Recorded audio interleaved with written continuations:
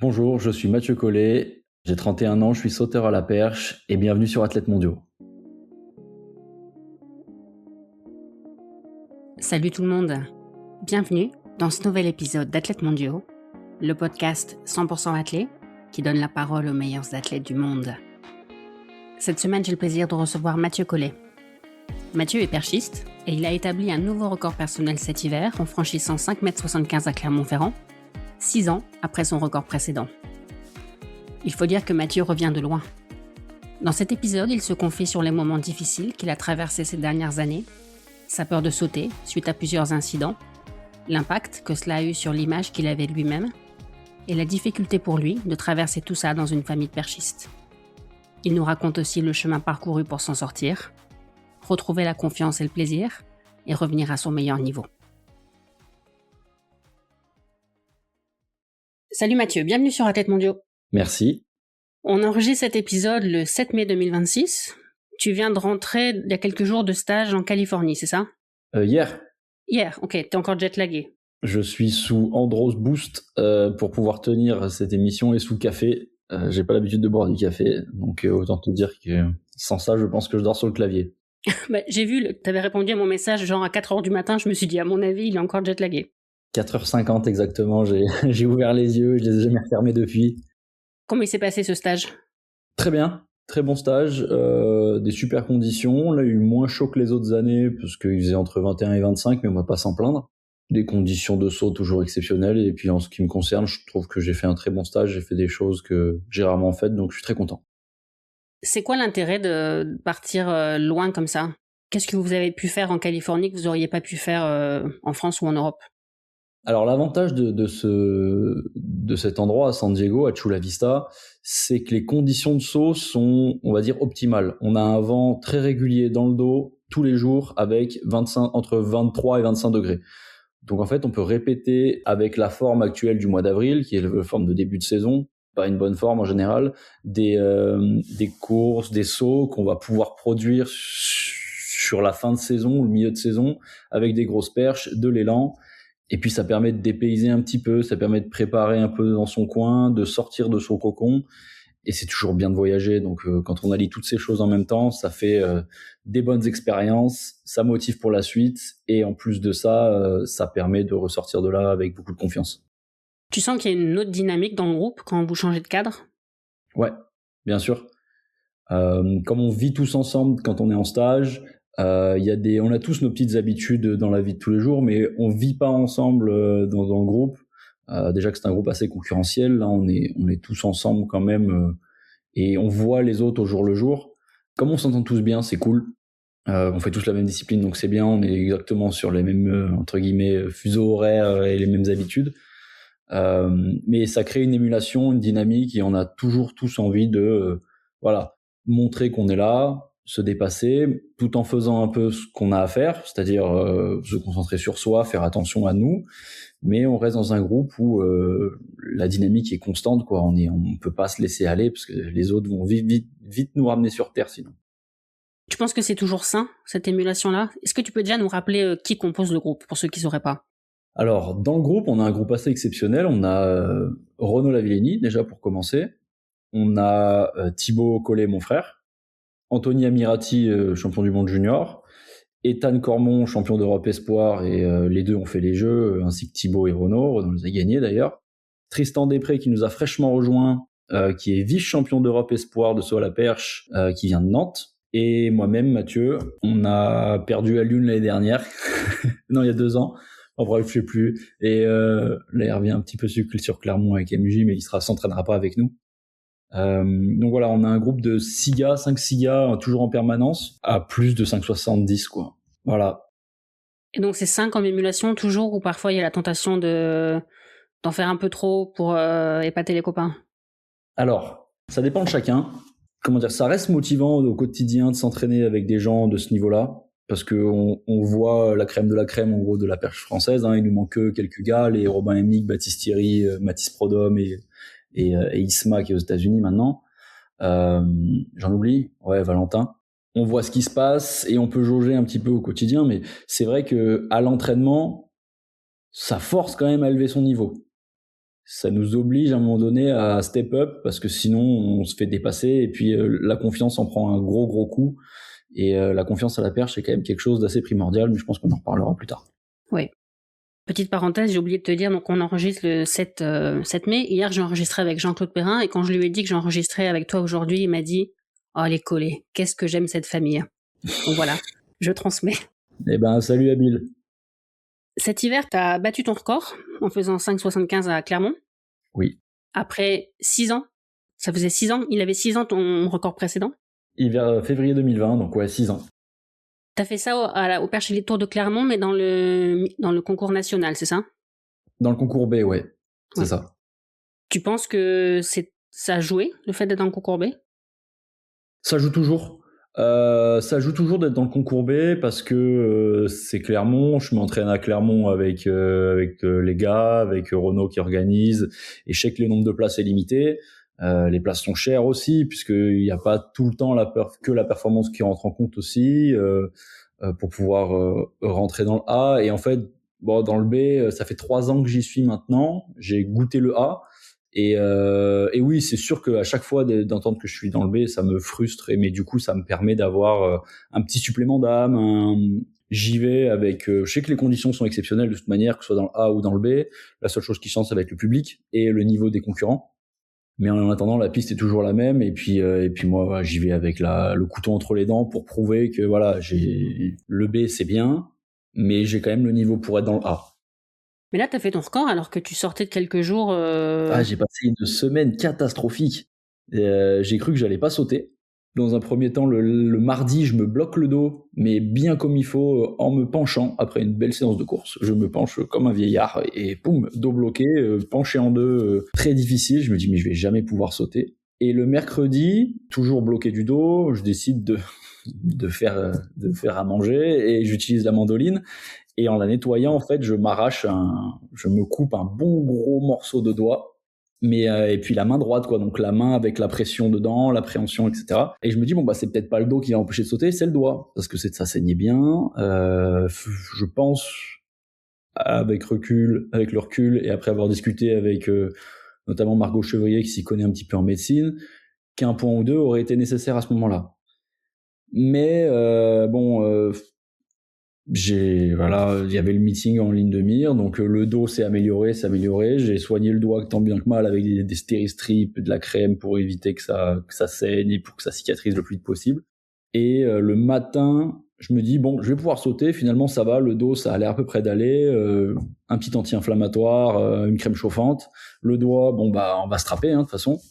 Et en partant m'échauffer le matin, un peu surexcité d'avoir un peu moins mal au dos, pas très bien réveillé, je me secoue un peu trop les épaules comme ça, un peu fort. Et comme j'avais passé la semaine allongé du coup à cause de mon dos, la vertèbre a pas aimé et je me déplace une cervicale. Voilà, comme ça, pas de rotation à droite, rien. Je me dis oh là là, mais qu'est-ce qui se passe? Et heureusement, je voyais mon kiné juste avant pour bien préparer le dos, faire un strap, un tape, etc. Donc là, il m'a remis la vertèbre, il m'a tapé le dos. Et en fait, je suis arrivé là-bas, j'ai rien à perdre quoi. Je vais m'échauffer. Si je peux pas sauter, je saute pas. Tant pis. Mais si je peux sauter, on voit ce qui se passe. Et en fait, je voyais que ça allait. Je savais que j'étais en forme. Tout s'est aligné. Et puis, je sautais bien, je sautais relâché, je sautais libéré. Et j'avais rien à perdre. Et voilà. Et il s'est passé ce qui s'est passé. C'est-à-dire que j'ai tapé mon corps. Donc, très content au final, de m'être bloqué le dos au début de semaine parce que j'ai réussi à battre mon record sans. Comme quoi, hein, un dos en bon état, avoir aussi 10 doigts, c'est pas forcément... Ça sert à rien. Tu te souviens de ce qui se passe dans ta tête au moment où tu comprends que t'as franchi la barre et que c'est record personnel 6 ans plus tard? Oui, je me souviens. Et je me souviens surtout que je me suis imaginé passer cette barre tellement de fois et je me suis imaginé la célébrer de tellement de manières différentes que quand c'est arrivé, à part un énorme soulagement global, un poids qui s'enlève des épaules, j'avais envie de juste le sourire ici comme ça, BA, et de me laisser tomber en arrière, c'est ce que j'ai fait d'ailleurs, et de kiffer le moment quoi, parce que tout ce que j'avais imaginé, rien ne s'est passé comme j'avais imaginé, et les sensations étaient vraiment différentes quoi. C'était pas une explosion de joie, c'était un énorme soulagement plutôt en fait. Et le fait de le faire m'a rassuré et m'a vraiment confirmé que Voilà, ce que je disais, je savais. T'as jamais douté du fait que t'allais réussir à le battre sur corps? Si, les années compliquées de 2022, 2023, 2024, si. À partir du moment de 2025, je savais que j'étais capable de le battre à peu près à n'importe quel moment. Et comme je le ratais à chaque fois, je le voyais un peu comme une malédiction et je commençais à me dire putain, qu'est-ce que j'ai fait? Pourquoi j'ai un karma comme ça dégueulasse? Et le fait de le battre, c'est vrai que ça a balayé un peu tout ça. Et j'ai l'impression, ouais, c'est ça, soulagement, j'ai conjuré le sort là, ça y est. Tu t'es parfois dit qu'il fallait peut-être tenter 1 centimètre plus haut? Parce que je sais que quand MJ, elle tentait le record de France, Damien, elle avait dit à l'époque qu'il fallait peut-être même tenter 1 centimètre de plus parce que cette barre-là, psychologiquement... Comme moi, c'est pas des barres, c'est-à-dire que le niveau auquel, le niveau de cette barre fait que c'est souvent dans les milieux de gros concours.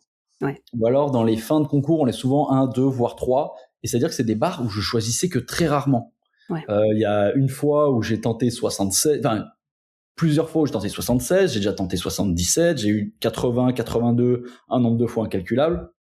75, j'avais déjà tenté 75 une ou deux fois, mais comme j'avais tenté à peu près toutes les barres, toutes les hauteurs au-dessus jusqu'à même 85, que ce soit l'une ou l'autre, ça changeait pas grand-chose, quoi. C'est pas comme si j'avais tenté 10 fois 5,75, c'est pas le cas. J'ai vraiment tenté tout entre 5 et 10 cm au-dessus tout le temps, quoi. Okay. Donc non, il y avait pas vraiment de 1 cm. Je prends ce qu'il y a. Et tu vois, les gens qui écoutent le podcast, ils savent que c'est un sujet que j'ai déjà abordé avec d'autres. Il y a beaucoup d'athlètes qui disent que quand ils ont atteint un objectif, la première émotion, c'est le soulagement. Et ça, moi, ça m'a toujours... Ça me rend presque triste pour vous, en fait, que ça soit le soulagement, la première émotion. Je comprends pourquoi, mais c'est triste, non? C'est triste parce que ça montre... Enfin, comment dire? Oui, si, c'est triste parce que ça montre quand même qu'il y a une pression qui est énorme autour de la performance, en soi. Nous, on se met une pression... les gens autour, parce qu'il y a tout un staff à côté, on a le coach, on a une vie qui dépend de ça vraiment. Et c'est un soulagement parce que on sait de quoi on est capable. Mais comme l'athlète est un sport chiffré, ouais, qui ne dépend que de nous, qui plus est sur les sports à barre comme nous, c'est-à-dire que la performance, on la voit avant de la faire. Et on peut avoir des petits blocages, des choses comme ça. Ouais, le fait d'être soulagé, ça, c'est que c'est pas en fait une explosion de joie, c'est pas une surprise, c'est voilà, c'est un jalon supplémentaire. Je savais que je pouvais le faire. Après, les gros records battus, je pense notamment à Baptiste Thierry quand il fait 5,90 la première fois à Clermont. Je le vois exploser de joie comme si, enfin, il était surpris de lui-même, quoi, même si je pense il savait qu'il était capable de le faire, mais il venait de battre son record juste avant et il rebat son record juste derrière. Et je le vois vraiment exploser de joie. Et je me dis, voilà, là, ça ressemble plus à ce qu'on doit ressentir quand on passe une barre. Mais parce que il a enchaîné ça, c'est monté vite, et puis peut-être qu'il se disait aujourd'hui, ah, c'est cool, j'ai fait mon record. Mais en fait, la prochaine, c'est pas grave, j'ai quand même réussi. Et au final, il passe, et là, boum. Mais j'aimerais bien vivre ça, du coup. Ouais. Donc, t'as évoqué les années difficiles de 2022, 23, non, t'as dit 22, 23, 24? 23, 24, ouais.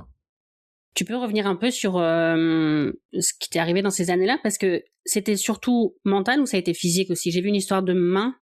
Oui, alors ça a été un tout en fait. C'est j'ai eu une, je suis tombé en fait en 2022, en avril 2022, c'est ça. Je suis tombé à San Diego, donc le stage d'avril. J'étais très bien, j'étais sûrement dans la forme de ma vie à ce moment-là, et j'avais une petite blessure dans la main, mais un creux comme on peut en avoir des petites crevasses quoi à la perche à cause du frottement avec le strap. Et j'avais un gant de golf que j'avais ajusté. Et en fait, j'ai pas fait gaffe quand Renaud m'avait prêté une perche parce que moi j'avais pas la mienne à ce moment-là, parce que quand on part en stage comme ça, on a un nombre d'étuis limité. Okay. Donc on est obligé de répartir un petit peu en fonction de qui prend quoi, comment. Si on a des perches en double, on essaye d'en prendre une pour deux, voire pour trois, pour limiter le poids dans l'avion et pour pas être embêté avec le nombre d'étuis. Et du coup là j'avais une perche à Renaud, donc je prends la perche de Renaud et en fait le strap qu'il avait lui plus le gant et le fait que j'étais peut-être sûrement un petit peu proche au décollage avec la pression dans la main ont fait que j'ai glissé. Le gant a glissé, donc je me fais peur, mais ça va. J'arrive à finir le stage, mais je sens que j'ai une petite marque. Et quand je reviens, genre 2 semaines après, en rentrant en France, là c'est très dur, j'arrive plus à piquer, j'ai plus le gant. J'ai enlevé tous les éléments extérieurs, je reprends mon grip et tout, mais j'ai très peur de piquer et je sais pas pourquoi je ressens la main faible. J'ai l'impression que la main est faible. Et mon frère me dit à ce moment-là, mais mets de la colle, pourquoi tu t'embêtes à garder la magnésie, on a une autre solution, mets de la colle, ta main elle lâchera pas. Je dis vas-y, je vais essayer. Et en fait, j'essaye et ça marche super bien sur une séance. Je suis à nouveau sur les chapeaux de roue, je bats tous mes records sur les petits élans sur cette séance-là, qui est super. Et au moment de passer sur l'élan supplémentaire, donc j'étais sur 12 peut-être, et je monte sur 14, je me dis, je vais prendre une gamme de perches de plus. Je me dis, je fais un dernier saut avec cette perche-là, et puis après, je prends plus dur. Et en fait, ce dernier saut avec cette perche, malgré la colle, de toute façon la colle ça aurait rien changé quoi qu'il arrive, je casse la perche. Et en fait, ça a fait écho à ce qui s'était passé 2 semaines avant aux États-Unis. Et donc, je me suis retrouvé à avoir un espèce de blocage psychologique, vraiment blocage. Et la peur, c'est devenu, en fait, on s'est rendu compte bien des années après que c'était j'avais déclenché un espèce de stress post-traumatique. Comme il y en a qui ont quand ils conduisent, quand ils font un accident, ou des gens qui ont peur en escalade, ou n'importe quoi, des espèces de petites phobies comme ça qui, on peut rien y faire quoi. J'avais beau me mettre dans tous les états possibles, j'arrivais plus à sauter.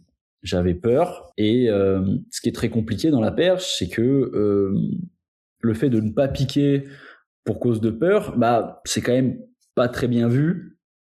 Ça a évolué, je trouve, ça a beaucoup évolué. Maintenant, on essaie plus de chercher des solutions plutôt que de dire regarde, t'es une merde. Mais c'est vrai que c'est des choses que j'ai entendues, parce que je les ai moi-même au final fait pratiquer ce genre de colibet, on va dire. Les gens qui piquaient pas, on les méprisait, hein. C'était des gens qui avaient peur, c'était c'était pas ça quoi, c'était pas le sport, c'était pas la perche, tu dois pas avoir peur, tu dois y aller. Et en fait, je me retrouvais à la place de la personne que je moquais avant. Et que je méprisais, hein. Enfin vraiment, c'était, je vais pas te mentir, hein, à cette époque-là, c'était du mépris, quoi. C'était, il pique pas, regarde-le, il a pas de couilles, ça sert à rien qu'il fasse de la perche, c'est pas fait pour lui, quoi. Et je me retrouve dans cette situation-là. Donc, en plus de la peur, il y a le jugement personnel, enfin, le miroir qui met en face le truc, tu vois. Bon, voilà, tu vois, tu t'es moqué des gens, allez hop, karma, regarde-toi dans la glace. Et, donc il y a ça, tu rajoutes à ça, du coup, la honte, qui vient du coup avec la perte de confiance, parce que à force de dire allez c'est bon, putain, de trop mobiliser, d'essayer de retrouver une solution, allez on y va, ça marche, ça va le faire, c'est bon, j'ai toujours fait, je sais faire, on y va, et de pas y arriver, et on perd confiance, et puis plus on perd confiance, plus on se demande ce qu'on fout là et qu'est-ce qui se passe. Donc on essaie de trouver une solution. Je travaille avec mon préparateur mental, on essaye des trucs. Puis ça a du mal quand même à marcher. J'ai des petits sursauts d'orgueil sur des compétitions, en voyant des mecs, par exemple, moins bons que moi, me battre, et puis au dernier essai, sursaut d'orgueil, poum, je passe, et puis j'arrive à enchaîner, je fais 5,60, au bout du bout, mais épuisé psychologiquement. Et là, il a fallu reconstruire un petit peu. J'ai donc repris toutes les bases. Les petits élans, les petites perches. Comme un enfant qui reprend, hein, je réapprends à sauter, je réapprends à gripper ma perche. Enfin, vraiment, on reprend toutes les bases. Et j'arrive au final à m'en sortir un petit peu, même si j'ai encore l'appréhension. J'arrive à produire de la performance. Je fais 5,72, je crois, l'hiver 2023. Donc ça m'a quand même pris du temps, hein. Là, on était en avril. J'ai fait une saison estivale atroce, une préparation assez catastrophique, d'octobre à janvier. Mais avec les compétitions, la pression quand même sociale qui est là, on retrouve les gens avec qui on concourt tout le temps. Il faut produire parce qu'en fait, je suis sur un pôle d'excellence, sur un pôle olympique. Je m'entraîne avec des mecs qui toute l'année font des médailles au championnat du monde, championnat d'Europe, des gars comme Renaud, des gars comme Thibaut qui performent. À un moment donné, il faut se bouger, quoi. J'arrive malgré tout, malgré la peur, et je me dis c'est 2023, allez on est reparti. L'été, ça va bien se passer. Et en fait, donc 1 an après la première chute, on revient du stage à San Diego, on revient en France, interclub, on était rentré 3-4 jours avant, et j'étais démonté sous jet lag. Et le premier saut de la compétition, en fait, je rechute parce que je prends un coup de barre entre l'échauffement et la compétition. Je gère mal mon retour, je suis pas hyper bien attentif, il y a un bon vent, mais j'ai mal géré mes marques au début parce que il était tôt, j'étais fatigué. Bref, plein d'éléments qui font que tout n'était pas optimal. Et en fait, mon premier saut, j'ai la main qui lâche à nouveau. Et en fait, tout ce que j'avais enfoui sous le tapis pour réussir à remonter à mon niveau, j'avais mis les œillères, quoi. Donc, tout ce que j'avais pas considéré, mais qui étaient encore là, toutes les petites appréhensions, ben là, en fait, tout est remonté. Là, on a fait remonter tout le fond du lac, et je me suis tout pris dans la tronche. Et d'ailleurs, à la fin de ce concours-là, même si je fais 5,20, je crois, sur petit élan, je sauve quand même les meubles. J'ai craqué complètement. J'étais en train de pleurer dans les bras de mon cousin. J'en pouvais plus. J'avais envie de me foutre en l'air. Et je savais que j'étais reparti pour un cycle, parce que le fait de me voir en train de sauter amenait à une catastrophe. C'est-à-dire une chute, une douleur, une blessure, voilà, quelque chose de pas positif, quoi. Et je me revois à nouveau affronter tout ça. Et donc là, au lieu de continuer ma saison en essayant de m'accrocher comme je l'ai fait la saison d'avant, en galérant, en étant vraiment, vraiment affecté, je stoppe la saison. Je dis, hop, je saute plus. Et je reprends les bases à nouveau. Donc on reprend le processus. Et donc je me retrouve en mai 2023 à quand même essayer de faire une pauvre compétition. Et en fait, je dois faire 5,40 ou 5,30 au bout du bout. Mais pareil, épuisé mentalement, c'était encore pire qu'avant. Et j'essaye tant bien que mal tout l'été de reprendre un petit peu, et ça marchait pas. Et tout ce qui était en rapport avec la confiance en soi, la honte, parce que il y a aussi une histoire familiale qui était quand même assez lourde, on va dire. Je sais pas si tu veux en reparler plus tard ou si j'en dis un mot tout de suite, mais c'était quelque chose d'assez difficile à gérer, les commentaires, les regards, et puis le regard que je portais sur moi-même. Et à un moment donné, je me suis demandé ce que je foutais là, quoi. Alors, toute ma vie est construite autour d'un truc que je ne suis plus capable de faire. Bah, qu'est-ce que je fais ? Je m'entête, et puis j'avais plus envie, parce que j'avais peur. Il y avait vraiment un engrenage qui était catastrophique. Et après, octobre 2023, à la reprise, le coach Philippe Dancos me présente une préparatrice mentale, un peu plus axée sur la partie psychologique, qui m'a aidé pendant 1 an, 2 ans, avec qui je travaille toujours là, à remonter la pente et à démêler les nœuds qui étaient les ancrages qui m'empêchaient de remonter la surface. Et du coup, on a énormément travaillé sur plein de points, et notamment des points qui n'étaient absolument pas liés à l'athlétisme et qui étaient liés à la famille, qui étaient liés à moi-même, à la vision que je me faisais de mon sport, de ma vie. Et donc j'ai fait un énorme tri de plein de choses. C'était très très intéressant. J'ai appris à me connaître, et ça m'a permis de remonter la pente, de prendre la décision de continuer ma carrière et de pas de l'arrêter. Et en 2026, j'ai pu à nouveau rebattre mon record 6 ans après, et à me sentir à nouveau bien, équilibré et heureux dans ce que je fais, quoi. Écoute, on est content pour toi. J'ai plein de questions. On va attendre. Les premières chutes, les premiers incidents dont tu parles, c'était pas les premiers incidents que tu avais comme perchiste. Il y avait forcément eu des choses avant, mais qui n'avaient pas eu le même impact. Comment t'expliques que ça ait créé un traumatisme et pas ce qui s'était passé avant ?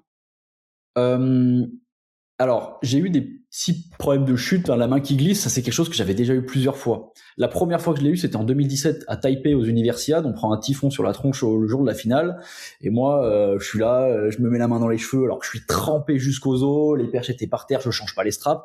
J'avais 19 ans, j'en avais rien à faire, quoi. J'étais insouciant au possible, et ce jour-là, j'ai perdu mon insouciance. Ce jour-là, j'ai eu le premier petit blocage. Donc, il y avait plein de sauts à l'entraînement où je finissais pas le saut, et je venais ce qu'on a appelé le monkey grip, parce qu'il y avait que moi qui le faisais. Et c'est-à-dire qu'au lieu d'avoir une main qui était orientée là pour lever, j'avais une main qui était là, en protection. Donc, en fait, je perdais beaucoup en amplitude, et ce qui faisait que les perches n'avançaient pas de manière, comme elles devaient avancer dans la profondeur pour passer le point zéro et aller chercher la barre, pour les non-connaisseurs. Et j'ai dû donc dans un premier temps régler ce problème-là. Ensuite, il y a eu un problème psychologique. Pourquoi j'ai pas progressé pendant 2 ans après ça, parce qu'il y a eu ça, et puis il y a eu aussi l'arrivée de mon frère au très haut niveau, qui m'a battu. Il m'est passé devant pendant que moi où j'étais dans le dur. Et après, donc j'ai travaillé avec un premier préparateur mental qui s'appelle Ousmane Gassama, avec qui je travaille encore un peu plus rarement, mais j'utilise toujours ces préceptes là aujourd'hui, qui m'a permis de battre mon record. Donc là, j'étais libéré de tout était bien pour les Jeux, pour 2020, et pour les Europes à Paris. Je bats mon record, top, super, je me libère de mes premiers blocages. Et Covid, blessure, je suis pas qualifié pour les JO de Tokyo, c'est Ethan qui y va. je vois pas mon record, machin. Et là, en fait, je pense que j'avais perdu mon insouciance. J'avais réussi à aller chercher un certain niveau auquel je pensais pouvoir prétendre. Et derrière, l'enchaînement des 2 pépins en l'espace d'une semaine a fait que j'ai pas réussi à me remettre du premier, parce que j'avais plus cette insouciance, vraiment, de se dire, vas-y, on s'en fout, je me suis fait mal, c'est pas grave, on se relève, on y va, quoi. J'étais là, je cogitais quand même un petit peu. J'avais commencé à recogiter un petit peu de pourquoi, en fait, je me casse la gueule. Ça devient chiant, je commence un peu à me faire mal, c'est relou. Et l'enchaînement du 2e ont été vraiment une accumulation de choses en l'espace de très peu de temps, de choses très intenses au niveau psychologique qui ont fait que, boum, là, voilà, premier problème. Je pense que je suis sûr que c'est ça, c'est vraiment l'accumulation d'éléments psychologiques que j'ai pas réglés, qui ont fait que, voilà, ça a créé un blocage un peu plus gros que ce qu'il y avait avant. Et puis c'est pas entre guillemets le métier qui rentre de se casser la gueule et de... Ça l'était, mais ça l'était plus. Ça l'était avant, 2017, 2016, même 2014, je me souviens, en qualification junior, je tombe. Ça m'a pas empêché de faire une super saison l'année d'après. Qualification au championnat du monde junior, je crois, ouais. Pareil, je me sentais pas bien sur la main, j'étais trop près, boum, je me casse la gueule et je foire ma qualif, génial. Mais ça m'avait pas plus impacté que ça, quoi. J'étais junior, donc on repartait. Mais voilà, plusieurs chutes ont fait qu'au bout d'un moment, l'accumulation fait que ça fait mal 1 fois, 2 fois, 3 fois, au bout de la 3e fois, on n'a plus envie de se faire mal, quoi. Et du coup, on bloque. Enfin, en tout cas, je bloque. Voilà. De quoi t'avais peur concrètement? De te faire mal ou même de te tuer? Au début, j'avais peur de me faire mal. Et au final, en fait, j'ai eu des cauchemars vraiment assez particuliers. Et quand je sautais à la perche, en tout cas à l'entraînement, il y avait des moments où je me disais, je vais me tuer là. Parce que je sais que mon geste est pas fluide. Je sais que si j'arrive avec telle vitesse, avec telle perche, je pensais savoir, aujourd'hui, je me dis, mais non, ça aurait jamais pu arriver. Mais voilà, j'étais dans un mood très négatif. Là, je vais me tuer, en fait. Parce que mon bras va pas se lever, je vais faire ça, je vais tomber. Et puis un jour, en fait, je vais taper le derrière de la tête dans la boîte en métal en bas. Et je vais me foutre en l'air. Et donc, tous ces trucs-là, je savais que quoi qu'il arrive, dès que je sautais, il allait se passer quelque chose de négatif. Et ce qui a fait qu'en fait, j'avais plus du tout envie de faire quelque chose. Quand tu mets la main dans un piège à souris 1 fois, 2 fois, 10 fois, t'as plus envie de mettre la main dans un piège à souris, quoi.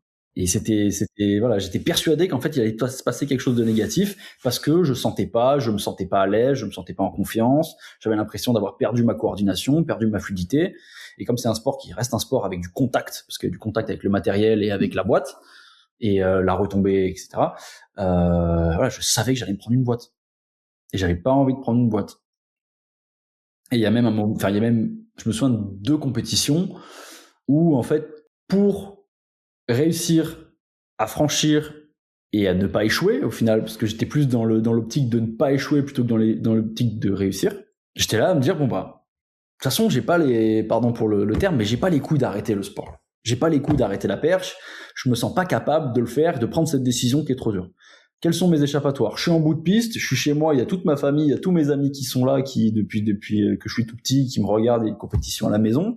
Bon, c'est soit je perf, moi je suis content, je les rends fiers, etc. Soit je me trouve une porte de sortie.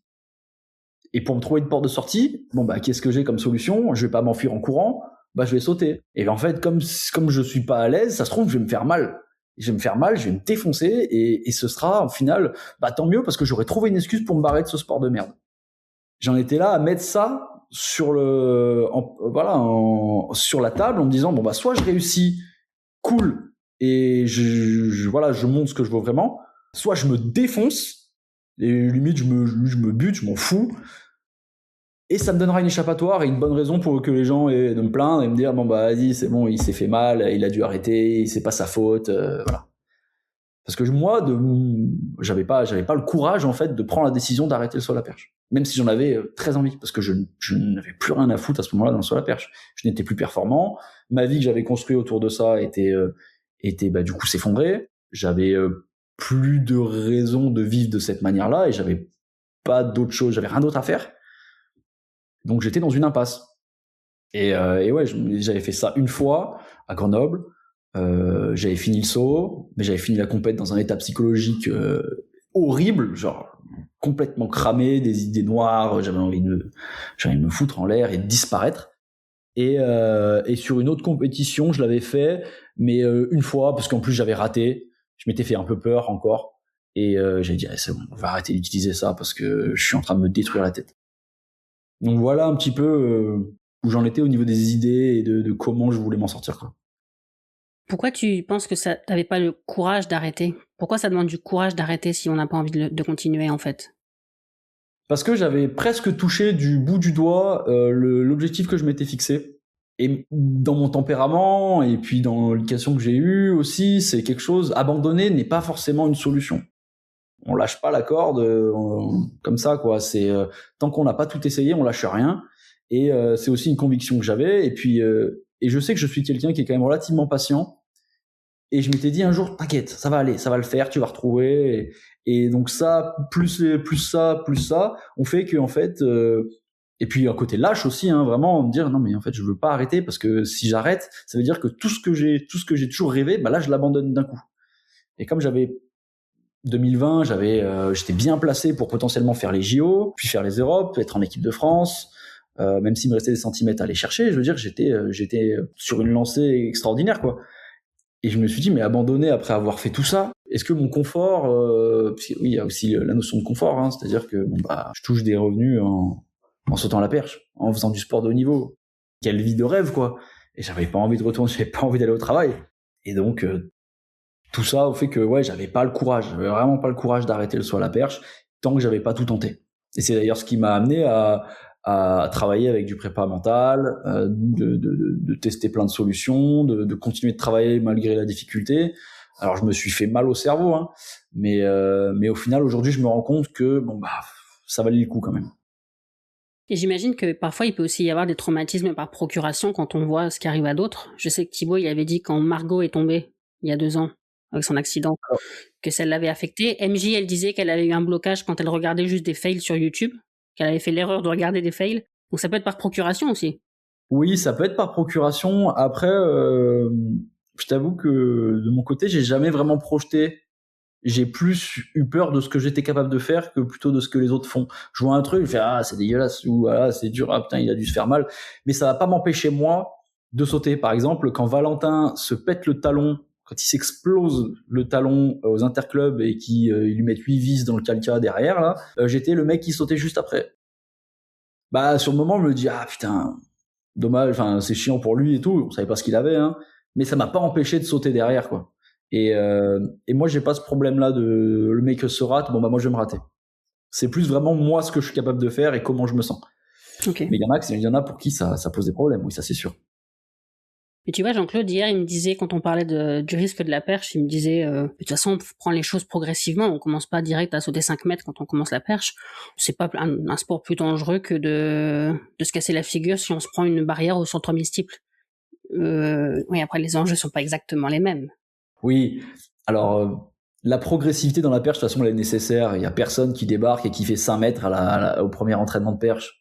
C'est pas quelque chose d'inné, c'est pas du sprint, c'est pas de la longueur. Si t'as du pied ou tu cours vite, bah ça suffit pas. Il faut une coordination, il faut l'apprendre. Donc on commence tous de zéro, on est tous mauvais au début, donc on a une progressivité.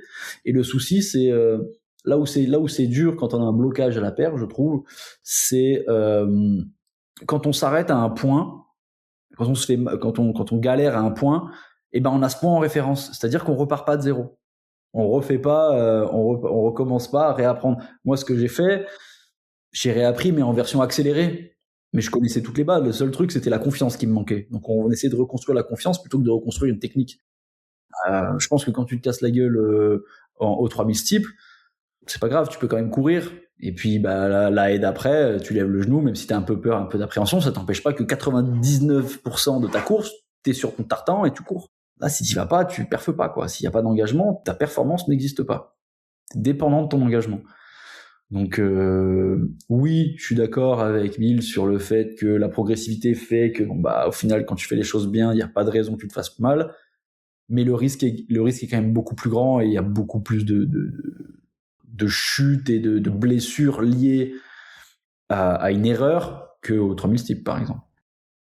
La peur, tu la sentais avant la course d'élan, pendant la course d'élan, à quel moment Est-ce que ça crispe aussi, est-ce que ça peut avoir un effet, entre guillemets «contre-productif», que ça te crispe et que du coup t'es encore moins bon et c'est encore plus risqué? Bien sûr, bien sûr, bien sûr. Bah, c'est ça qui me faisait vraiment peur en fait. C'était, j'avais peur avant et j'arrivais malgré tout avec des solutions de prépa mentale à la chasser. En augmentant un petit peu mon niveau d'activation, j'étais vraiment là à me dire ouais, allez vas-y, je me motivais à fond, comme si bah comme je te disais, hein, vas-y on va au charbon, on y va à fond, motivation. Et en fait j'avais des flashs. Donc c'est là qu'on s'est rendu compte qu'il y avait un truc post-traumatique, c'est-à-dire que je faisais même plus exprès, quoi. C'était même pas, j'avais peur et du coup je lâchais l'affaire. C'est-à-dire que j'arrivais et au moment de décoller, au moment de lever les bras, bah j'avais un flash. Et en fait du coup j'étais, voilà, il y avait tout se crispait et je me retrouvais en décalé et je me retrouvais pas dans le tempo, dans la fluidité. Ce qui faisait qu'au final j'étais en retard au niveau des bras, j'étais en retard au niveau du décollage. Et quand t'es en retard, quand t'as de la vitesse à la perche, tu te fais mal, tu te défonces. Et c'était ça qui me faisait, qui m'embêtait moi, c'était la crispation, la peur pendant, parce que au début de la course, j'arrivais la plupart du temps à la chasser. C'était le flash au milieu, qui venait de nulle part, qui m'empêchait de faire de sauter à la perche, quoi. C'était vraiment inconscient. Et j'imagine qu'un coach sur le bord du terrain, il peut pas vraiment t'aider dans ces moments-là. Il peut pas te dire recule d'un pied, avance d'un pied, ou change de perche, ou c'est pas ça qui va aider. Ça peut, parce que il y a certains moments où t'as juste besoin de te sentir rassuré sur tes marques, de te dire bon bah voilà, j'ai pas piqué, par contre est-ce que les marques sont bonnes, est-ce que si j'avais piqué ça se serait bien passé. Le coach te dit ouais, là c'était nickel, très bien, tu peux y aller en confiance. On installe un climat de confiance en fait. Mais ça c'est quand il y a des tout petits blocages, ou c'est quand c'est vraiment un problème de confiance, mais qu'il y a pas vraiment il y a pas vraiment de problème, quoi. C'est plus allez mon grand, t'as besoin d'encouragement. Là, c'était quand même vachement plus profond, c'est-à-dire que le coach à côté, il pouvait me régler tout ce qu'il voulait au niveau marque, au niveau technique. Bah, il y avait rien qui passait, il se déclenchait rien, parce qu'en fait, il y avait un blocage vraiment psychologique du mouvement moteur, qui entraînait un blocage au niveau moteur. Et donc là, le coach, bah, il a eu le bon réflexe, c'est-à-dire qu'on a essayé plein de choses, mais à un moment donné, il m'a dit, bah, c'est plus de mon ressort. Les coachs, parce qu'il y avait mon père aussi dedans, ils m'ont dit, bah, c'est plus de notre ressort, là, on peut, nous, de notre point de vue de coach technique, par t'encourager et te dire que ça va bien se passer, on peut plus faire grand chose, quoi. Il faut que t'ailles voir quelqu'un qui est spécialiste dans ça. Et c'est là qu'on m'a redirigé vers la préparation mentale un peu plus axée psychologie. Ce que j'ai aussi trouvé intéressant en préparant l'interview, c'est que tu disais que même la visualisation, t'avais du mal à visualiser un saut correct. Ouais. Dans mon processus de retour à la normale, on va dire, ça a été un élément, la visualisation, qui était très important, parce qu'il fallait que j'arrive à produire dans ma tête le saut bien pour pouvoir le reproduire en vrai. Le problème, c'est qu'au début, c'est dur. Les sports techniques comme ça, visualiser un saut en entier à la première personne, c'est très difficile. Parce qu'on voit, on a plein d'éléments parasites, on se voit à la première personne, puis à la troisième, puis on se voit de là-bas, puis on imagine un autre truc, puis on revient, le cerveau part, le cerveau revient. C'est très difficile, ça demande en tout cas, je pense que c'est pas à la portée de n'importe qui sans travail. Et au début, vraiment, j'arrivais pas à produire un saut dans ma tête où il y avait de la réussite. Je produisais un saut raté. Un saut raté, c'est un saut où je finissais à côté du tapis, un saut où je décollais, où je piquais pas, hein, je produisais de l'erreur dans mon cerveau. Et du coup, j'étais obligé de rembobiner le truc, de reprendre, de me remettre dans la phase, d'essayer de mettre au ralenti pour pouvoir bien le produire, de mettre du mouvement avec mes mains dans la vraie vie, hein, enfin dans la réalité. Quand je visualisais, je fermais les yeux et puis en fait, je mimais le geste pour essayer de sentir et d'être vraiment d'un point de vue kinesthésique le plus juste possible.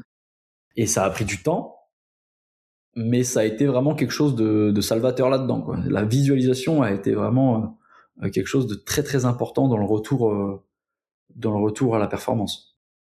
Et j'ai vu aussi que tu avais essayé de t'inspirer d'autres sportifs qui faisaient des sports extrêmes et qui avaient aussi parfois des peurs comme ça. Alors, j'ai discuté, j'ai fait une interview avec quelqu'un qui travaille en fac de psychologie et qui avait un truc en lien avec la médecine. Je sais plus comment elle m'avait présenté ça. Et à la suite de la sortie de cet article-là, j'avais discuté du coup avec des gens qui me disaient, bah en fait, c'est marrant ce que t'as dit. Moi, je le ressens dans mon métier. Je le ressens dans mon sport. Je fais du ski de descente, je fais de l'escalade de vitesse. Je suis un ancien pilote. Moi, je ressens ça, j'arrive plus à aller à fond, à m'engager dans un virage parce que je me suis blessé, j'ai fait ça, je suis tombé, j'ai fait une sortie de route. Et c'est vrai qu'en final, je me suis rendu compte que c'était pas quelque chose qui était inhérent à la perche, mais c'est quelque chose qui était inhérent au sport où il y avait un risque. Et ça m'a permis aussi de relativiser un petit peu en me disant déjà d'une, je suis pas tout seul. Il y en a qui vivent avec, il y en a qui s'en sont sortis. Et de deux, au final, quel est le point commun entre tous ces trucs-là? Donc ça m'a permis quand même de décanter un petit peu, de faire le tri de ce qui était la réalité, de ce que je m'imaginais et de ce qui est faux, et d'avancer quand même un petit peu dans la bonne direction.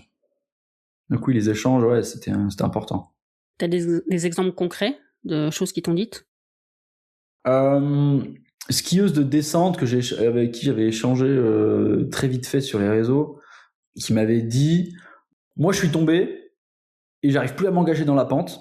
J'arrivais plus à m'engager dans la pente, mais comme au ski ils ont énormément de visualisation, elle m'avait déjà parlé de cet élément-là. Et à ce moment-là, moi je l'avais pas vraiment, enfin j'avais discuté avec elle, mais j'avais pas considéré le truc là plus que ça parce que j'étais déjà dans mon schéma, dans mon chemin de rédemption, on va dire. Et en fait, en y repensant, c'est vrai que ça reste un élément qui est essentiel et parfaitement nécessaire pour réussir à sortir de ce genre de choses-là. Dans un reportage que France Télé a fait sur les frères concurrents, il y avait notamment Thibaut et toi, on te voit un moment, alors je sais pas si c'est avec la prépa mentale dont tu as parlé juste avant, mais on te voit un moment qui dit « J'ai besoin de sentir que je sers à quelque chose ». Oui. C'est fort, c'est dur. T'es dur avec toi-même. C'était notamment dans le cadre de ma relation avec Thibaut.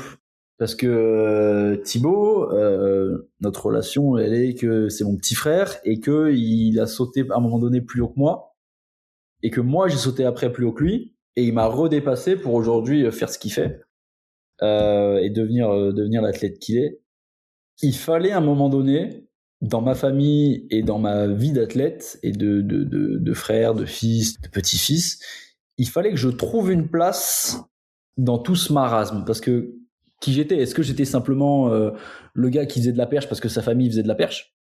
Est-ce que j'aimais vraiment ça? Mais aussi, avec tout ce que j'ai comme expérience et tout ce que j'ai vécu en tant que sportif, je peux plus juste être spectateur des performances de mon frère, qui lui, pour le coup, vit mon rêve. Il vit le sien, mais il vit le mien. Il vit celui de tous les autres, sauf que c'est aussi mon frère. Donc, le rêve mon rêve, je l'ai à la maison, mais c'est pas le mien. Enfin, c'est pas moi qui le réalise. Et j'avais cette grosse difficulté d'identité du coup dedans, parce que je le vivais avec lui, parce que je pouvais pas ne pas être présent pour mon frère et me couper de ma famille pendant les périodes de championnat, pendant les périodes de réussite. C'était juste pas possible, c'était trop égoïste.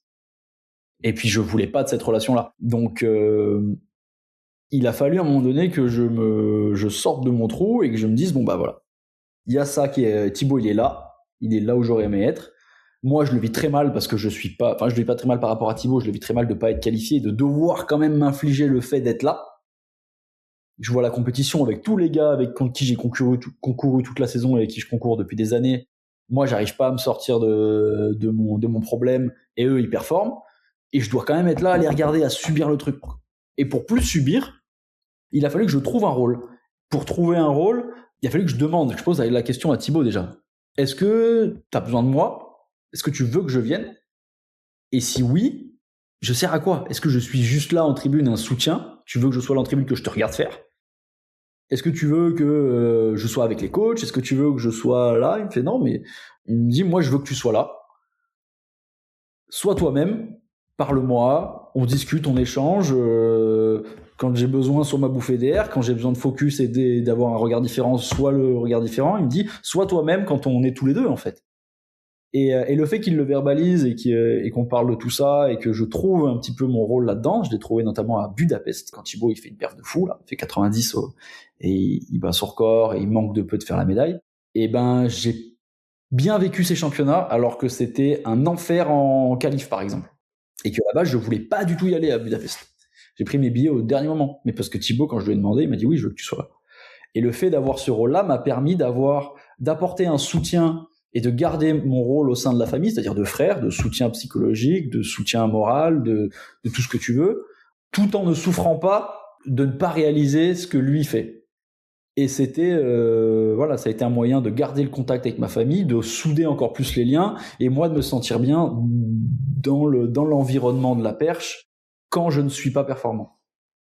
Voilà. Tu sais dire pourquoi toi, t'es plus sujet à ces problèmes-là et pas Thibaut, par exemple? Évidemment, je lui souhaite pas d'avoir le même problème, mais c'est un truc dans vos personnalités respectives. Qu'est-ce qui fait que toi, t'es plus sensible à ça? Je pense que c'est dans nos personnalités respectives. Moi, je suis quelqu'un qui a tendance à beaucoup intégrer, beaucoup réfléchir et processer les choses. Voilà, c'est mon tempérament. Je suis plus comme ça. Je calcule plus, je questionne plus tout ce qui se passe.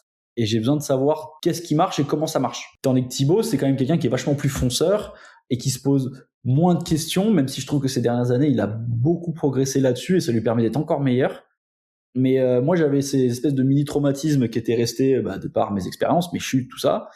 Et l'expérience de chacun, hein, je veux dire, Thibaut aurait pu le vivre, heureusement pour lui, il les a pas vécus, ou alors il les a mieux vécus que moi. Mais ouais, le fait de tout processer dans ma tête et de prendre les choses et d'avoir un besoin de rationalité dans tout ce que je fais, on fait que, bah voilà, je l'ai pas vécu, enfin, j'ai pas vécu ça de la même manière que Thibaut aurait pu le vivre. Thibaut, il a cette qualité-là, ouais, c'est ça, d'être fonceur et il y a une ligne droite, on la suit et puis on regarde pas ce qu'il y a autour. Des fois, ça a ses avantages et ses inconvénients, mais dans le sport, je veux dire, ça a quand même relativement ses avantages quand ça marche, quoi. Oui. Mais heureusement quand même que vous êtes une famille soudée, quoi. Moi, je me souviens quand j'ai eu Thibaut sur le podcast qu'il n'était pas rentré dans les détails, mais qu'on voyait que il n'était pas bien pour toi. Dans la construction de comment on a construit notre relation avec Thibaut, on a eu la chance d'avoir des contre-exemples. Je pense que il y a eu des exemples de famille et de fratrie qui ont pas bien marché. On voyait que c'était pas forcément très sain et qu'on n'avait pas envie de ça. Et à un moment donné, moi, je sentais qu'on dérivait là-dessus. 2018-2019, quand j'avais mes blocages et que Thibaut commence à me passer devant pour la première fois. Là, moi, je m'entraînais avec Thibaut à Grenoble. On vivait sous le même toit avec mon père qui était le coach concentration, voilà, et ma mère qui subissait les repas où, voilà, donc Thibaut grandissait, crise d'ado en même temps, hein, voilà, moi pareil, en recherche d'identité à 19-20 ans, mon père coach au milieu de tout ça, qui voit Thibaut qui marche très très bien, qui fait partie des meilleurs du monde dans sa génération, moi qui l'ai été et qui ne le suis plus, et qui cherche à sortir du lot, à trouver les solutions, et à côté de ça, ma mère qui voit un espèce de trio qui est en train de se déliter et de se tirer dans les pattes. Moi, j'en voulais un peu à la terre entière. J'en voulais à mon frère. Je disais que c'était un prétentieux, qu'il se la racontait, que c'était un petit con, tout ça, tout ce que tu veux. Que mon père, il en avait rien à foutre de moi, qu'il s'occupait que de mon frère, parce que moi, je perfais pas. Et à la maison, c'était très tendu, pardon. Si bien que il a fallu que je trouve une solution pour arrêter de détester toute ma famille. Et puis en fait, ce qui se passait chez certains autres ne me donnait pas envie non plus, quoi. Ça restait mon petit frère, j'avais quand même envie d'être proche de lui. Ça restait mon père, j'avais quand même envie d'avoir une bonne relation avec lui. Au-delà de l'athlétisme, il fallait qu'on construise quelque chose d'autre, quoi. Et donc c'est là où j'ai commencé à travailler pour la première fois avec un préparateur mental, donc avec Ousmane Gassama, qui était un pote de moi de la fac. Et en l'espace de 3 semaines, 1 mois, il nous a réglé le problème. Mais il a réglé le problème via moi, c'est-à-dire que le problème, à un moment donné, c'était moi, c'était ma vision des choses. Thibaut, il faisait son truc, j'étais peut-être un petit con à ce moment-là, mais il n'empêche que voilà, il avait le droit de l'aide, quoi. C'était un mec de 17 ans qui était de 16 ans qui était en train de tout casser à la perche, qui rêvait grand. Mon père, il voyait ses 2 fils en train de perfer. Il y en avait un qui était en galère. Bon voilà, il pouvait pas abandonner l'autre, mais voilà, les chemins sont différents. Et moi, il me fallait une solution. Et ce gars-là, Ousmane, il m'a apporté une solution, c'est-à-dire qu'il m'a permis de me focus plus sur ce que moi je faisais plutôt que ce qui se passait autour. Et derrière, il s'avère que j'ai explosé mon record à ce moment-là, donc tout était plus facile, je suis repassé devant Thibaut. Et il s'avère que Thibaut était content que je le repasse devant, à ce moment-là, quand moi j'ai fait la gueule, quand lui il est passé devant moi. Et je me suis dit, retour à l'ordre des choses. Mais l'expérience de ce qui s'est passé à ce moment-là a fait que quand il est repassé devant moi, je l'ai pas mal vécu. Et c'était plus de la fierté. Et là, en fait, je me suis rendu compte qu'on avait réussi à construire quelque chose de sain et qu'on continue de construire aujourd'hui et qui est je pense aujourd'hui une de nos grosses forces dans le monde du sport. Tu racontais aussi en interview que c'est arrivé que des gens vous confondent et te félicitent pour lui, ou c'est arrivé souvent ça? Ouais, c'est arrivé souvent, mais lui aussi, il y a des gens qui l'appellent Mathieu, enfin les gens qui m'ont connu moi avant qu'il arrive, de personnes qui l'ont appelé Mathieu et qui aujourd'hui, quand les gens nous confondent en direct, je fais c'est pas grave, même ma grand-mère des fois elle se trompe de prénom, elle m'appelle comme mon cousin, c'est pas grave. Mais c'est vrai que quand on est dans la difficulté, en 2023, Thibaut est champion de France à Caen, au terme d'un super concours dans des conditions un peu compliquées. Moi je fais 0 et je galère. Je suis dans le dur, vrai dur. 2022-2023, je sais plus, un des deux. Bref, je traverse le stade avec mon étui sur l'épaule. J'ai, je crois, c'est 4 ou 5 personnes qui m'ont félicité pour mon titre de champion de France en 200 mètres. J'avais envie de tuer tout le monde. Mais ça fait partie du truc, c'est-à-dire que, ouais, voilà, il faut, le premier, je dis non, c'est Thibaut, le deuxième, non, c'est Thibaut, puis le troisième, quatrième, cinquième, je dis ah, merci. Et ça fait partie du truc, aujourd'hui, j'en rigole parce que c'est vrai que c'était quand même marrant, quoi. Mais sur le moment, ouais, j'avais le démon. Je sais que mes sœurs vont écouter, donc je suis obligée de faire mon mea culpa. Moi, il y a une époque où je vous distinguais pas non plus. Mais parce qu'en fait, je vous ai découvert à deux en même temps sur les concours du Perche et les Tours que je regardais à la télé, par exemple. Et je voyais bien de tête, mais j'arrivais pas à savoir qui était qui. Et mes sœurs, elles me disaient, mais j'ai bossé beaucoup de temps avec l'équipe de Belgique et je distingue Kevin et Jonathan Borlée qui sont jumeaux. Oui. Donc ils se ressemblent beaucoup plus que vous deux. Mes sœurs, elles me disaient, tu distingues Kevin et Jonathan et tu distingues pas Thibaut et Mathieu, il y a un problème. J'arrive pas à associer le nom à la tête, c'est juste ça. Mais ça va, maintenant je sais. Vous ressemblez pas tant que ça, hein. Thibaut, il a pas de barbe. C'est ça. Il essaye, tant bien que mal. Moi, j'ai une barbe. Mais pourtant, j'ai l'impression de faire quand même plus vieux que lui. On n'a pas quand même le même morphotype, mais c'est vrai que les gens nous confondent. Mais je pense que c'est parce qu'ils regardent pas d'assez près. Quand on nous voit l'un à côté de l'autre, tu te rends compte qu'on n'a pas la même gueule du tout. Et on comprend pas pourquoi les gens nous confondent. Mais je comprends pourquoi les gens nous confondent aussi. Parce que quand tu regardes vite fait comme ça, bien sûr. C'est marrant parce que bon, t'as mentionné donc ton père, ton grand-père qui était perchiste aussi. Pourtant, la perche pour toi, c'était pas nécessairement une évidence au départ. Alors, je rectifie juste, le grand-père était pas perchiste, il était coach de mon père. Et le grand-père était coureur de 400-800. Ok. Mais voilà, genou, 20 ans, fin de carrière, il est devenu coach à l'âge de 19 ans, 20 ans, je crois, mon grand-père. Mais mon père, oui, était bien perchiste, en effet. Et ma mère est athlète. Pour moi, la base, je faisais du foot parce que j'étais fan de ça, vraiment, de football, hein. De toute façon, on contrôle pas ses passions quand on est jeune. J'ai fait un peu de judo, mais vraiment le foot, c'était mon truc. Ça l'est toujours aujourd'hui, hein, je vais pas te mentir. Mais j'en ai fait 10 ans, de mes 7 à mes 17 ans. Et je me souviens de mes 2008, on regardait les JO de Pékin à la télé, dans notre maison de campagne, là, qu'on appelle communément la ferme, avec mes parents. Thibaut, il devait avoir Thibaut, il est 99, il devait avoir 9 ans, je devais en avoir 12, 13. Et ma mère me dit, ah, ça te donne pas envie, ça? Et en fait, moi, je voyais des mecs en collant, en combinaison. Et je leur disais, je me souviens de la phrase, alors je sais pas si c'était politiquement correct, mais moi j'étais petit et je leur ai dit de but en blanc, mais je veux pas faire votre sport tapette là, ils sont en collant. 5 ans plus tard, je me retrouve en collant à faire ça. Mais voilà, c'était pas mon truc, quoi. Moi, l'athlé m'attirait pas du tout, j'étais foot. Et en fait, c'est quand j'ai vraiment voulu devenir, passer un cap au football, parce que moi j'étais une crevette, il faut savoir que j'étais vraiment tout petit, j'ai grandi tard, j'étais très léger, poids plume, je courais pas vite, j'avais du cardio mais je courais pas vite, et puis j'étais pas fort, physiquement j'étais pas développé, quoi, j'étais un enfant, et j'ai commencé à grandir à l'âge de 16-17 ans, et donc je m'étais dit, bon là j'ai 16-17 ans, faut que je parte en centre de formation si je veux pouvoir devenir professionnel au football à un moment donné, faut que je change de club, parce que là je suis dans mon club familial, je sens que je peux jouer à plus haut niveau, il faut que je fasse quelque chose. Et je suis parti faire ma petite prépa physique à l'athlé parce que c'est ce qui me paraissait le plus logique. Mon meilleur pote venait de s'y mettre et il me dit ouais viens, moi je fais de l'athlé, vas-y on fait du sprint, on saute, tu vas être plus fort, plus endurant, machin. J'en parle à mes parents, ils me disent ouais c'est une super idée, j'y vais. Je suis jamais reparti. J'ai arrêté le foot au milieu de la saison et ouais je suis jamais reparti de l'athlétisme. Et je me souviens d'une phrase, la phrase qui m'a décidé. Elle a mis du temps à me décider, mais elle a fini par me décider. C'est mon père qui me dit.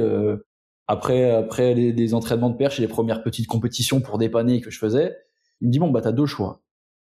soit t'arrêtes le foot maintenant, à la reprise de la saison en janvier, là. Tu te mets complètement au saut à la perche pas au saut à la pêche, à l'athlétisme, et tu peux faire une carrière. Tu peux être qualifié au championnat de France. Enfin, une carrière. Il me dit, tu peux te qualifier au championnat de France. Moi, championnat de France, c'est un truc de fou, quoi. Je débarque du foot. Mon meilleur niveau, il est en première division régionale. Un championnat de France, toute la France, c'est fou, quoi. Ouais. Et donc, je vois ça en grand. Je me dis, oh, c'est incroyable. Et il me dit, soit tu fais ça, soit tu continues. Et pour lui, de toute manière, j'allais arrêter à la fin de saison. Et il me dit, soit tu continues, et tu vas prendre du retard sur les mecs contre qui tu concours là tout de suite. Et j'avais déjà vu 2-3 gars que, vas-y, je voulais battre. Notamment mon copain, mon meilleur pote Alioun, qui au début n'était pas mon copain. Et qui a d'ailleurs toujours 1 centimètre d'avance sur moi. Il a fait 5,76, lui, il faut que je le batte d'ailleurs.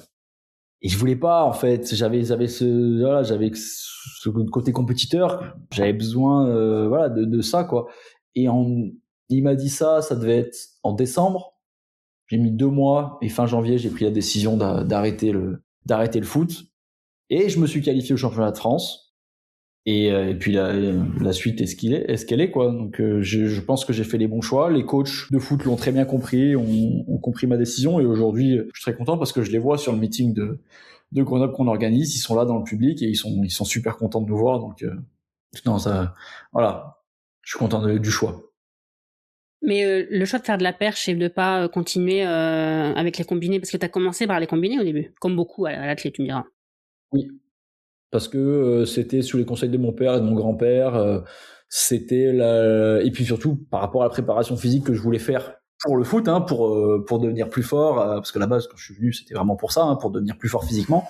Bah les combinés c'était ce qu'il y avait à faire. Et puis il y avait un groupe de perches, je crois, de grands. Et moi, je débutais, il me fallait un formateur, et il n'avait pas vraiment. Et puis, les combinés, c'est quand même l'école de l'athlétisme, de l'apprentissage du sport. Tu touches à tout, tu progresses physiquement, mentalement, ça t'apprend à gagner en coordination. Les combinés, c'est vraiment la base de l'athlétisme, quoi. Donc, j'ai commencé comme ça. Et à un moment donné, 2014, ça faisait 2 ans que je faisais 2 ans et demi que je faisais de l'athlé. Je fais une bonne perf l'hiver, je fais 5,06 m à la perche. Et là, on me dit, bon, on fait quoi? On essaie de se qualifier au championnat du monde 2014, ouais, pour le championnat du monde junior en 2014, ou on continue les combinés et on fait un peu de tout, et puis on voit. Bon, peut-être essayer de se qualifier pour les mondes.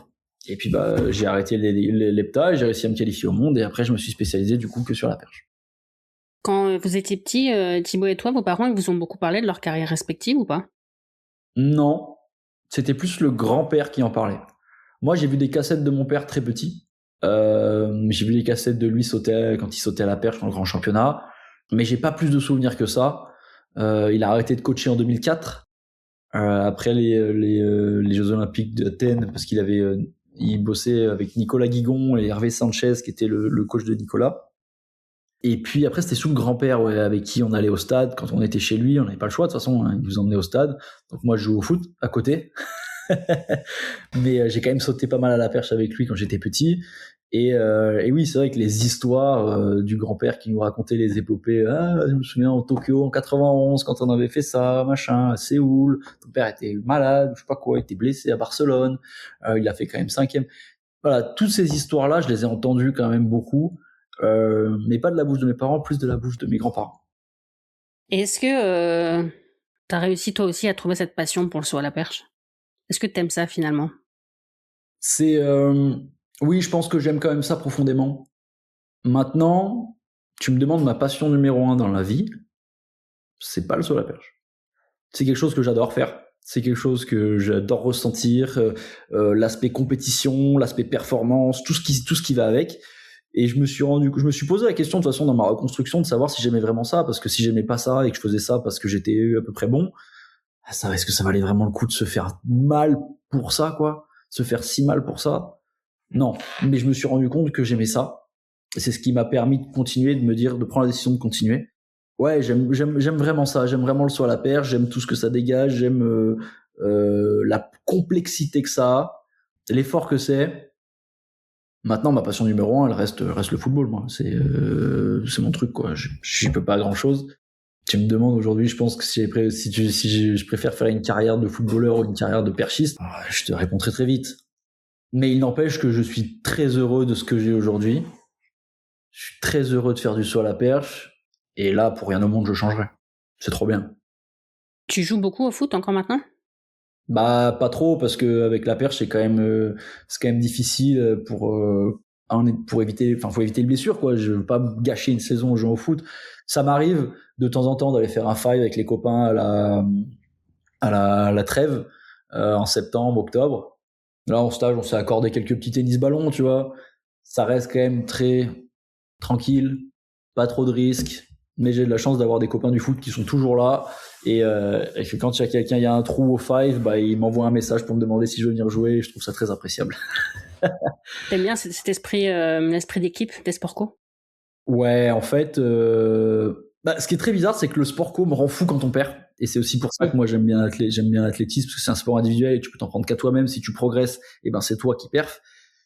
Mais le fait de sortir du lot dans un sport collectif, je trouve ça exceptionnel. Je trouve que la sensation est exceptionnelle.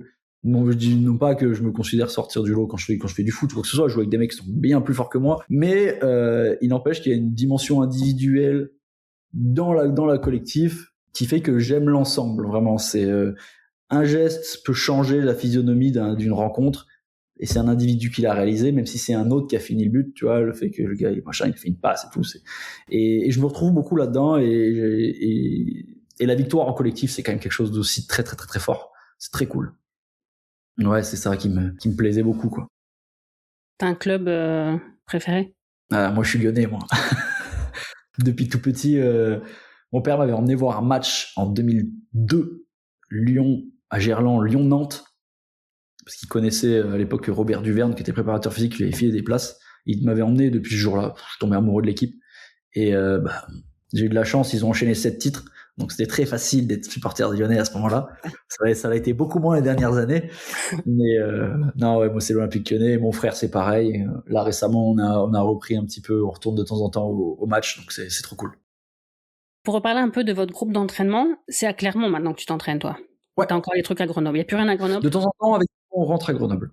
Ça fait partie de notre équilibre. On a besoin de rentrer un petit peu à Grenoble, mais on est sur le pôle olympique de Clermont-Ferrand, donc on doit être sur le pôle. Je crois que c'est 3 semaines par mois minimum. Puis moi, j'ai mon appart ici, je vis avec mes copines ici, j'ai ma vie à Clermont aujourd'hui, donc je rentre moins quand même.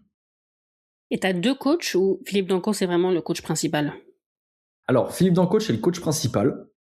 Maintenant, on a énormément de chance parce que mon père est un ami de Philippe et aussi un très bon coach. Et les deux ont une philosophie très similaire. Et ils sont très proches, ils sont très très amis. Et on a beaucoup de chance parce que les deux, tant bien que mal, arrivent à travailler en duo, c'est-à-dire qu'ils échangent beaucoup sur la manière dont on fonctionne. Ils échangent sur notamment les compétitions, par exemple. Des fois, on a les deux coachs, c'est trop bien. On a 2 visions d'experts monumentaux du saut à la perche. Donc, on a des conseils que de qualité, quoi. C'est exceptionnel. Et ça permet de splitter aussi sur les compétitions, ça c'est bien. Par exemple, quand Philippe Dancos doit aller sur une Diamond League avec Renaud, Thibaut et Tan, et que moi derrière je dois aller en Pologne ou en Allemagne sur un autre meeting, mon père vient avec moi et voilà, je suis pas dépourvu de coach, quoi. Donc voilà, l'entente des deux est assez exceptionnelle et puis je trouve qu'elle est d'une qualité rare. C'est vrai qu'à la perche, faire un concours sans coach, même si on voit parfois, comme il y a une bonne entente, que parfois un coach peut dépanner un autre athlète pendant un concours, j'imagine que quand c'est pas un athlète qu'on suit au quotidien, on sait pas forcément, on peut pas tout changer à la technique, c'est compliqué de savoir quoi dire. Quand les coachs n'ont pas leur athlète, en général, ce qu'ils font, c'est qu'ils se contentent de donner les marques sur la base de ce que l'athlète dit. C'est oui, un coach. De toute façon, on révolutionne pas une technique sur une compétition, hein, ça n'existe pas. Donc, on va plus donner les marques de passage et on va laisser l'athlète, parce qu'à notre niveau, on est tous des athlètes professionnels, on se connaît tous très très bien et on sait ce dont on a besoin pour perfer. Maintenant, voilà, c'est le visuel au niveau des marques, de l'approche, du point de décollage. Et puis sur le côté un peu grossier. Alors quand on a d'autres coachs français, on a de la chance parce qu'on est souvent en stage avec d'autres. Je sais que Gérald Baudouin n'aura aucun problème à me coacher, par exemple. Sébastien Homo non plus. Même Daniel Dosevi. C'est des coachs qui m'ont déjà vu sauter, qui m'ont connu, qui m'ont vu grandir. Voilà, quand c'est des coachs étrangers, c'est plus on donne les marques, les intentions et on essaye d'aller dans le bon sens. Et puis comme les coachs sont relativement tous en contact, parce que la perche est un monde assez fraternel et tout le monde parle un petit peu avec tout le monde, même si ça reste le monde du sport, il y a quelques frictions parfois, mais il est possible que pendant une compétition, un coach appelle l'autre coach et lui demande quelles sont les consignes pour ton athlète. C'est quoi les mots que les deux Philippe peuvent être amenés à te dire et que seul toi ou les autres athlètes du groupe allaient comprendre, des trucs que nous, même si on mettait une caméra à côté, on comprendrait absolument rien parce que c'est du jargon, des mots code ou je sais pas quoi. Ah, je sais pas, c'est marrant ça. Chaque athlète est coaché différemment. Renaud est pas coaché de la même manière que Thibaut, que Ethan, que Anthony ou que moi. Je sais que moi, on donne beaucoup de consignes sur mes intentions, sur vraiment mon décollage notamment et ma fin de course.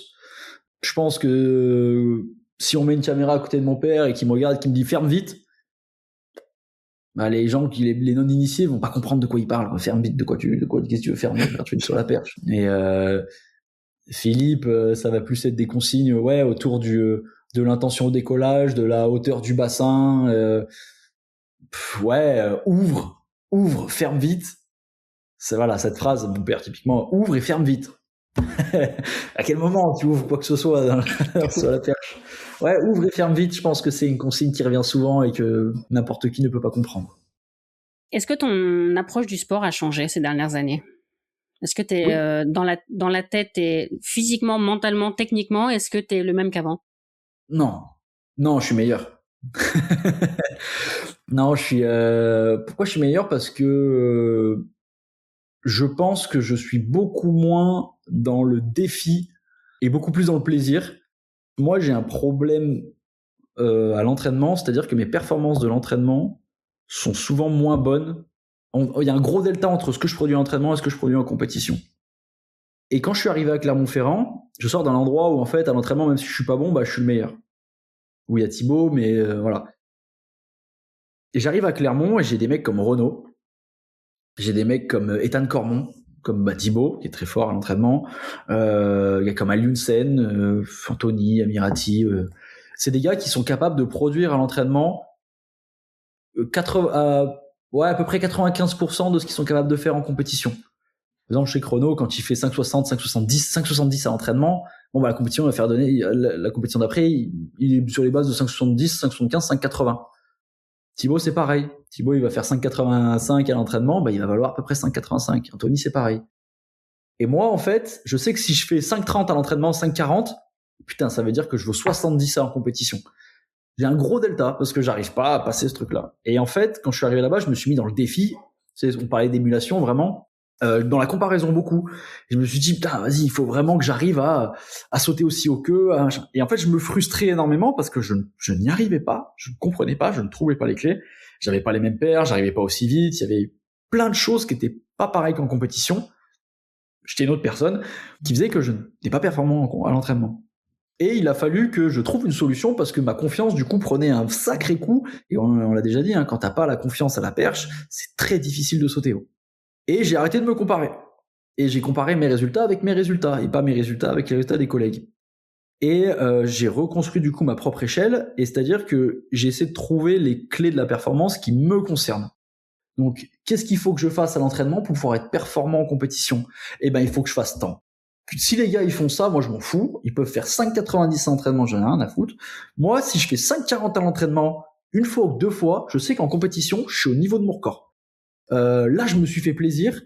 J'ai réussi à trouver une solution parce que j'étais dans le dur, puis j'ai trouvé une solution pour m'amuser. J'ai kiffé ma séance, j'ai passé une bonne séance, j'ai fait des bonnes choses, j'ai trouvé du positif. Je suis allé vers quelque chose qui me plaisait, plus que dans la difficulté, là. Et je peux produire quelque chose en compète. Donc il a fallu que je déconstruise ce que je pensais être un facteur de performance pour construire vraiment ce qui me correspondait personnellement à moi. Et aujourd'hui, derrière, quand je m'entraîne, je m'entraîne plus de la même façon. Mes séances sont pas la même durée, je vais pas chercher les mêmes performances, je vais me focus sur d'autres facteurs qui font que là, je sais si j'ai fait une bonne séance, si j'ai progressé, si j'ai bien travaillé ou pas. Et je me fais 1000 fois plus plaisir à l'entraînement qu'avant. L'entraînement, c'était un peu une plaie, quoi. J'allais juste là-bas pour me prendre une branlée, je le savais. Donc voilà. C'est quand même mieux de prendre du plaisir à l'entraînement parce que c'est quand même là que vous passez le plus de temps. C'est très difficile l'entraînement quand ça devient un travail, surtout sur la durée et quand ça fait mal.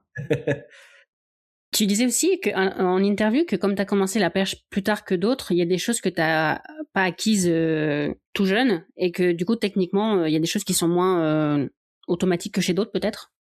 Oui, j'ai commencé très tard. Du coup, il y a des coordinations techniques que je n'ai pas, que j'ai mis beaucoup plus de temps à avoir, notamment au niveau du renversé. J'ai beaucoup moins de sensibilité au niveau repère dans l'espace, kinesthésique, que par exemple un gars comme Thibaut et un gars comme Renaud encore plus. Renaud qui a une capacité de repère dans ses mains, dans l'espace, de ce qui se passe sur la perche qui est extraordinaire. Je pense que c'est sûrement le meilleur de tous les temps à ça. Mais ouais, voilà, moi j'ai quelques lacunes à ce niveau-là et que j'ai compensé par du physique. J'ai de la chance, je cours assez vite avec perche. Je cours même très vite avec perche et ça compense quelques lacunes techniques. Maintenant, je les travaille, hein, évidemment. La technique, ça se travaille toute sa vie. Hein. C'est le truc sur lequel on peut progresser, même encore avec 35-40 ans. Donc ouais, il a quand même fallu gérer ça parce que je voyais que ma forme de saut n'était pas si belle et que n'était pas si propre, pas si fluide comparé aux gars qui faisaient à peu près les mêmes performances, voire sauter plus haut que moi. D'un côté, j'en étais un peu fier parce que je me disais, regarde, moi, vas-y, si un jour je saute comme toi, vas-y, je vais sauter, je vais te défoncer. Et en fait, dans le grand bain, il y a toujours plus gros poisson que soi et je m'en suis rendu compte très très vite. Et du coup, il a fallu que je travaille énormément sur le plan technique, ouais. C'est un peu comme tout, comme à la gym, comme aux échecs, entre un gars qui commence les échecs à 5 ans et un gars qui commence à 20 ans, il y en aura un qui pourra peut-être aller beaucoup plus haut et comprendra beaucoup mieux ce qui se passe que l'autre, quoi. C'est comme ça, j'ai construit mon corps autour du football. Je l'ai déconstruit pour le remettre à l'athlé. Mais ouais, les sensations, tout ça ne sont pas forcément des choses c'est pas forcément mon point fort en tout cas. Il y a une question que je pose à tous mes invités, donc je vais te la poser. Moi, ce que j'aime le plus dans l'athlé, c'est que c'est un sport universel, que tout le monde peut faire. Qu'est-ce que toi, t'aimes le plus dans l'athlé? Qu'est-ce que j'aime le plus dans l'athlé? Ça peut être n'importe quoi. Ouais, je vois bien, je me souviens de cette question que t'avais posée à Jean. J'adore les rencontres, mais ce que j'aime par-dessus tout, c'est quand même le moment où t'es content de toi. En fait, où t'es heureux d'être là, c'est le plaisir de parfait, le plaisir de réaliser un geste. En fait, c'est ça. C'est le plaisir dans la réalisation du geste, c'est vraiment le truc extraordinaire. Quand un geste est bien fait, quand on sent que tout est fluide, que tout passe et que les choses qu'on voulait mettre en place ont été mises en place et que ça, il y a une réussite derrière. Ah, ça c'est exceptionnel. Même quand c'est pas hardcore, cette sensation-là, elle est quand même très très très très folle. Et je sais pas où est-ce qu'on peut la retrouver ailleurs. Mais c'est vrai que dans l'athlète, en tout cas dans la partie technique du saut à la perche, c'est quand même fou ça. On a vraiment une sensation d'aspiration vers le ciel et de contrôle de tout ce qui se passe. On se sent un peu comme un surhomme à ce moment-là. Et ouais, je pense que c'est ça qui me plaît le plus. T'appréhendes le jour où tu pourras plus vivre tout ça? Ouais, bien sûr. Mais je l'appréhende pas de la même manière que je l'appréhendais avant. C'est-à-dire que tout ce que je cherche aujourd'hui, c'est être satisfait de ce que j'ai fait et de la trace que j'ai laissée, enfin de ma carrière en tout cas, de l'image que j'ai de ma carrière. Aujourd'hui, tu me dis, tu repars dans les enfers, mais tu fais 5,85 au final, au bout du bout, et t'arrêtes là-dessus, ou alors tu restes à 5,75, mais t'es heureux et t'es content de ce que t'as fait. Je reste à 5,75 et je reste content de ce que j'ai fait, quoi. Tout ne vaut pas la performance. Mais j'appréhende plus dans le sens qu'est-ce qui va se passer, c'est la surprise, je sais pas. Le corps qui dira stop, le cerveau qui dira stop, je sais pas. En tout cas, pour l'instant, je suis super content et je vis vraiment ma passion au jour le jour. Je me projette pas trop là-dessus pour l'instant. Même si j'ai quelques trucs à côté évidemment, mais j'essaye de vraiment kiffer tous les moments qui me sont présentés, quoi. Si dans les gens qui écoutent, il y a des perchistes qui ont un peu les mêmes difficultés que toi, quel que soit leur niveau, qu'est-ce que tu aimerais leur dire? C'est pas grave d'avoir peur. Ça arrive à d'autres. C'est arrivé à d'autres et vous n'êtes pas les premiers, vous serez pas les derniers. Visualisez, n'ayez pas peur de demander de l'aide. Et surtout, faites ce qui vous fait plaisir. Ne vous forcez pas non plus jusqu'à vous détruire. Faites ce qui vous fait plaisir, ouais. Merci d'avoir accepté l'invitation. Je ne sais pas si ça remue des choses beaucoup pour toi d'en parler, si c'est thérapeutique ou si au contraire ça fait revenir les démons. Je suis assez à l'aise maintenant. J'en ai quand même beaucoup parlé et c'est quelque chose aujourd'hui que je suis content de partager. Donc non, c'est quelque chose. Ça remue pas. C'est bien parce que ça me remet un petit peu, ça me redonne ça me remet dans l'instant présent et ça me rappelle tout ce que j'ai traversé. Donc je suis encore plus content d'être là aujourd'hui. Est-ce qu'il y a un autre sujet sur lequel on t'interroge jamais, mais sur lequel tu aimerais t'exprimer? Oui, il y a un sujet et je trouve que on le verbalise pas et je me rends compte que les meilleurs et les gens qui sont bien dans leur discipline l'ont tous. C'est-à-dire que si vous avez un sport, trouvez votre side quest, trouvez votre quête secondaire, la chose qui va vous faire sortir du sport et il va vous permettre d'être bien, même quand vous n'êtes pas dans le sport. Je sais que moi je l'ai trouvé notamment dans la cuisine, le jardinage et aujourd'hui un peu dans la lecture. Il y en a qui le trouvent dans le jeu vidéo. Je sais que mon frère il le trouve dans la mécanique et la moto. Renaud est un fan d'automobile et de mécanique de moto, de sport à moteur aussi. Ethan Cormont est un très bon surfeur qui adore un peu les sensations. Ce sont des gens qui sont équilibrés dans leur vie et ils ont un échappatoire. Trouvez le vôtre. Il faut que ce soit quelque chose qui vous plaise, pas quelque chose qui rend cool. J'allais te dire que la cuisine c'est moins dangereux que les sports automobiles, mais pas nécessairement. Non. Qu'est-ce qu'on peut te souhaiter pour les semaines et les mois qui viennent? Des nouveaux records là, parce que ça fait longtemps que j'avais pas battu et j'ai vu ce que ça faisait, je suis content, donc j'ai envie de nouveaux records et je sens que je suis capable d'aller chercher des trucs intéressants, donc voilà. Des bonnes conditions atmosphériques, voilà, je veux je veux des bonnes conditions atmosphériques et après bon le record je m'en charge. Tu veux ajouter autre chose? Non, merci de m'avoir écouté, merci d'avoir posé les questions et de s'être intéressé à tout ça. Et puis j'espère qu'on se croisera bientôt. Ouais, j'en doute pas. Merci. C'est la fin de cet épisode. Merci de l'avoir écouté jusqu'au bout. Abonnez-vous au podcast pour ne pas manquer les prochains. Mettez 5 étoiles et un avis sur votre plateforme d'écoute et parlez du podcast autour de vous. Vous pouvez aussi soutenir Athlètes Mondiaux via Tipeee. Tous vos dons, quel que soit leur montant, contribuent aux prochains épisodes. Je vous mets le lien dans les notes. Merci et à très vite pour un nouvel épisode.